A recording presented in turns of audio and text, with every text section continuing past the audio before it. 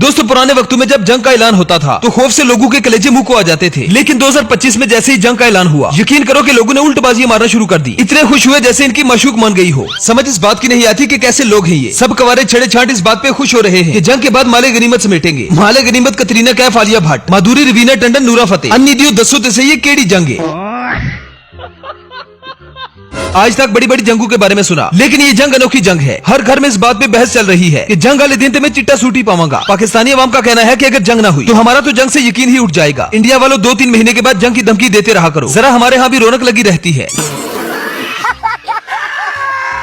मोदी की पाकिस्तान को जंग की धमकी देने के बाद पाकिस्तानी अवाम जंग का इंतजार करते करते अब थक चुकी है और दिल ही दिल में मोदी को गालियां भी दे रही है। कुछ लोग तो मोदी की शायराना अंदाज में मंजी ठोक रहे हैं। एक तरफ मोदी को जंग का शौक चढ़ा है, दूसरी तरफ पाकिस्तानी फौज और अवाम अपने हथियारों को तेल लगाए खड़ी है, इंतजार में खड़ी है किसी दूसरे अभिनंदन के। इस बार इरादा है कि अभिनंदन को चाय के साथ साथ गौमूत्र भी ऑफर किया जाएगा।